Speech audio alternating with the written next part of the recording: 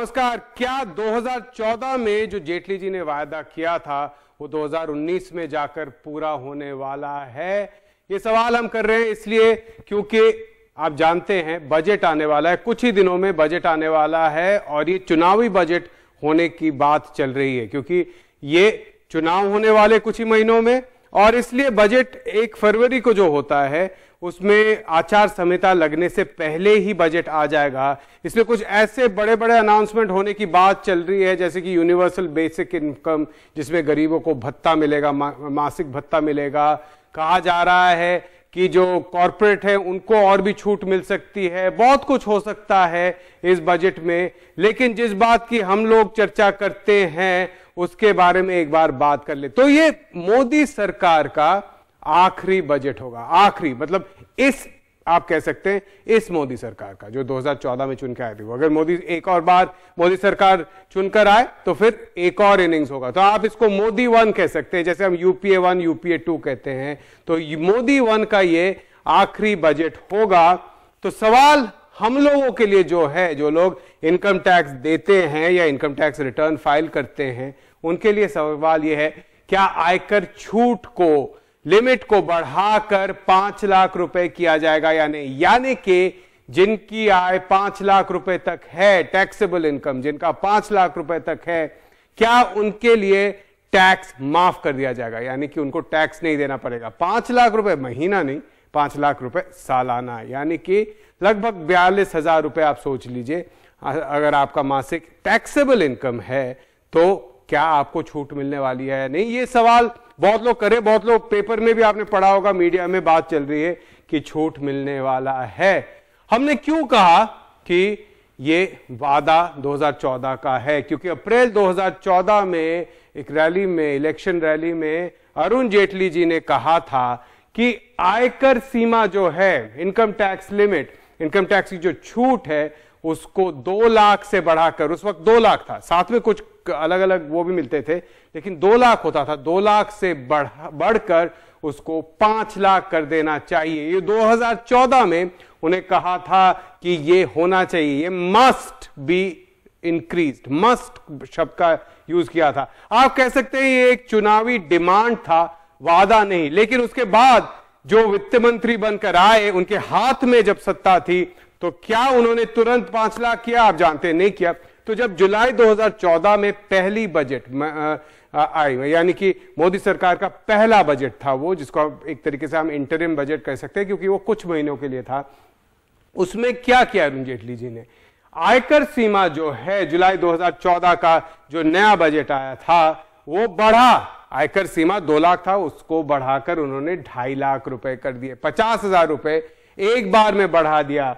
उसके बाद क्या हुआ? जुलाई 2015 में क्या आयकर छूट और भी बढ़ाई गई? क्या हो सकता है कि 2 साल में वो 5 लाख तक ले जाए? फरवरी 2015 जब नया बजट आया तो क्या हुआ? कोई बदलाव नहीं, 2.5 लाख लिमिट वहीं, 2.5 लाख के 2.5 लाख। 2016 देखते हैं क्या हुआ। 2016 में क्या आयकर छूट का लिमिट बढ़ाया गया? जी नहीं, कोई बदलाव नहीं, 2.5 लाख के 2.5 लाख। जो एक तरीके से उन्हें सवाल और एक तरीके का वादा किया था कि 2014 में, 2016 में जाकर भी कोई बदलाव नहीं। इधर उधर छूट जरूर मिले और लेकिन कुछ कुछ जगह पे छूट वापस ले ली गई। 2017 में देखते हैं क्या हुआ, क्या बदलाव आया। 2017 फरवरी में जो बजट आया, जी नहीं, लिमिट वहीं का वहीं।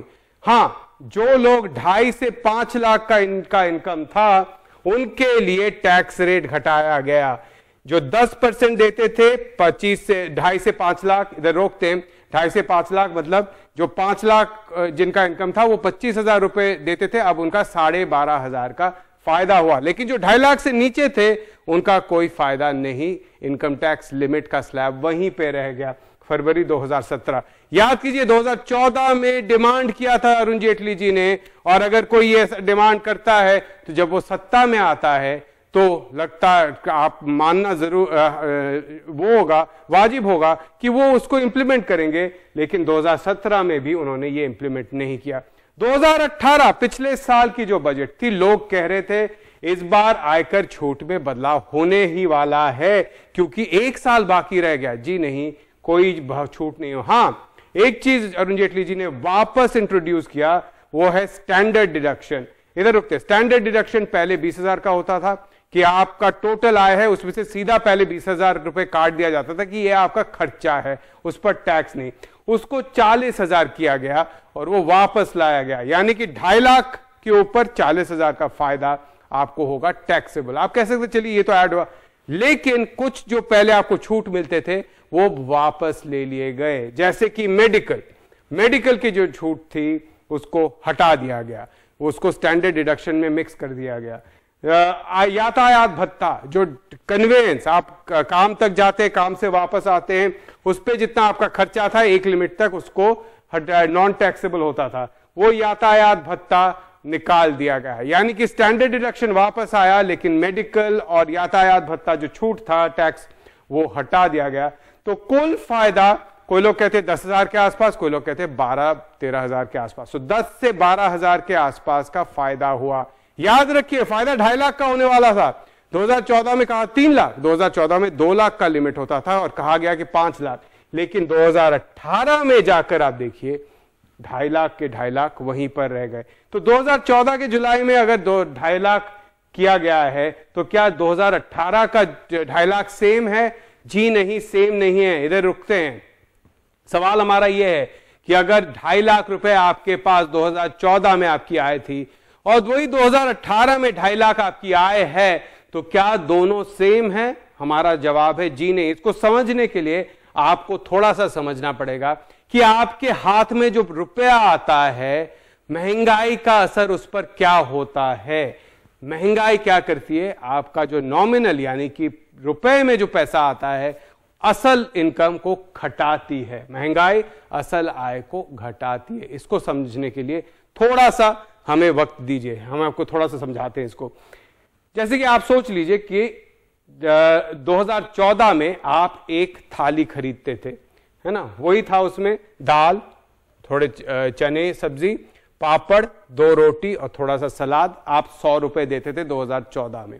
2018 में जाके महंगाई बढ़ गई चीजों की, तो 4 साल में जाकर उसमें आप 120 रुपए दे रहे हैं। ज्यादा महंगाई बढ़ी नहीं है। आप देखिए मोदी सरकार के टाइम पे महंगाई दर बहुत कम बढ़ी है, 120 रुपए 4 साल में बढ़ी है, ज्यादा कुछ नहीं है आप कह सकते, लेकिन उतना ही खाना आपको अब 120 रुपए में मिल रहा है। इसका मतलब क्या हुआ कि 2014 में जितना आप 100 रुपए में खरीद सकते थे, वही चीज खरीदने के लिए आपको 2018 में 120 रुपए देने पड़ेंगे।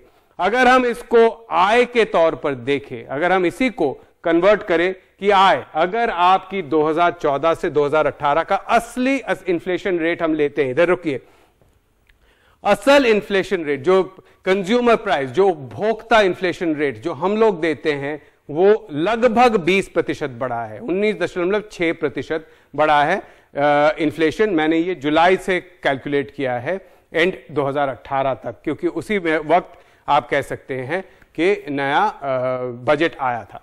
तो अगर हम देखें तो इस वक्त का जो 2.5 लाख रुपए है, उसको अगर हम इन्फ्लेशन रेट से घटाकर देखें तो 2014 में जो 2 लाख रुपए से जो चीजें आप खरीद सकते थे, आज उसी चीजों को खरीदने के लिए आपको 2.5 लाख रुपए देने पड़ेंगे। यहां पर रुकते हैं एक सेकेंड। इसका मतलब क्या है? अगर आप सोच लीजिए कि आपका जितना है उतना ही आप खर्च कर देते हैं, आपकी बचत नहीं होती है। 2014 में पूरा का पूरा साल में आपका 2 लाख रुपए खर्चा हो जाता था और उसी चीजों को खरीदने के लिए आपको 2.5 लाख रुपए इस वक्त देने पड़ रहे हैं 2018 में। इसका मतलब है, आप समझ लीजिए कि 2014 में अगर इनकम टैक्स रिलीफ आपको 2.5 लाख से मिल रहा था, तो वही चीज अगर इस वक्त देखना पड़े तो और भी ज्यादा लिमिट होना चाहिए, क्योंकि महंगाई दर बढ़ गई है। तो आयकर छूट जो 2 लाख पे था, जो कि यूपीए के जमाने का था, 2 लाख का आयकर छूट आज का 2.5 लाख के आयकर छूट के बराबर है। इसमें आपका महंगाई हटा दे तो कोई भी फायदा नहीं है। आप समझ रहे बात? महंगाई हटाइए 2.5 लाख से तो वो 2 लाख के 2 लाख बन जाते हैं। 2014 में अरुण जेटली जी ने कहा था ये 2 लाख बहुत कम है, 5 लाख करना चाहिए, क्योंकि जिसके हाथ में 40 42,000 रुपए आते हैं टैक्सेबल इनकम, जिसके हाथ में वो घर चलाता है, गृहस्थी चलाता है, उसके पास ज्यादा कुछ बचता नहीं टैक्स देने के लिए, लेकिन अरुण जेटली जी टैक्स लेते रहे। एक और सवाल हमारे सामने है और वो हम चलते हैं कि अगले स्लाइड पर। आप जानते हैं अभी अभी जनरल कोटा आया है 10% आरक्षण, जो इकोनॉमिकली वीकर सेक्शन है, यानी कि जो आय के रूप पर, यानी कि आर्थिक रूप से कमजोर है। इनको क्या कहा गया है कि अगर सालाना आय, आपकी पारिवारिक आय 8 लाख से कम हो, इसको चेंज करते हैं, 8 लाख से कम अगर आपकी पारिवारिक आय है तो आप वीक सेक्शन में आते हैं, आर्थिक रूप से कमजोर। इधर रुकिए एक सेकंड, आर्थिक रूप से अगर 8 लाख पारिवारिक आय है, आप सोच लीजिए अगर 3 लोग काम करते हैं घर में, ज्यादातर 2 लोग काम करते हैं, तो 8 लाख के लिए एक 3 लाख कमाता हो, एक 5 लाख कमाता हो, दोनों टैक्स देते हैं, दोनों के दोनों टैक्स देते हैं, पारिवारिक टैक्सेबल इनकम उनका दोनों के दोनों आयकर के अंडर आते हैं। तो सवाल यह है कि अगर एक फैमिली में दो लोग हैं जो टैक्स देने वाले हैं, तो फिर वो आर्थिक रूप से कमजोर क्यों? दूसरा सवाल उल्टा कि अगर 8 लाख पारिवारिक आय वाले आर्थिक रूप से कमजोर हैं, तो ये हमारा अगला स्लाइड, अगला सवाल, तो फिर ऐसे परिवारों पर टैक्स क्यों आयकर दे रहे हैं? ऐसे परिवार जो आर्थिक रूप से कमजोर हैं, जो सरकार खुद मानती है ये लोग आर्थिक रूप से कमजोर हैं, लेकिन उनसे टैक्स क्यों ले रही है सरकार? अगर 5 लाख किया गया तो आप देखिए फिर ये जो मामला है वो फिर भी बनेगा, लेकिन हो सकता है एक ही इनकम वाला आदमी हो, तो फिर मिनिमम रेट तो 8 लाख होना चाहिए था, 5 लाख से भी ये नहीं बनता है। तो सरकार अगर मानती है कि 8 लाख से नीचे लोग फैमिली इनकम आयकर नहीं देना चाहिए, तो उनको कम से कम 5 लाख तो करना ही चाहिए था। लेकिन ये वादा आपका नहीं है, ये वादा 2014 का है। तो अगर आज वो पूरा हो रहा है तो आप देख लीजिए कि 2-3 महीने के लिए ही पूरा होगा, क्योंकि अगली सरकार जो आएगी, अगर दूसरी सरकार आई तो उनका बजट अगला आएगा जुलाई में। अगर मोदी सरकार ही आई, नए मोदी 2 आए, तो भी उनका नया बजट जुलाई में आएगा, क्योंकि ये इंटरिम बजट है। तो यही देखना पड़ेगा कि क्या होता है। आज का सिंपल समाचार यहीं तक।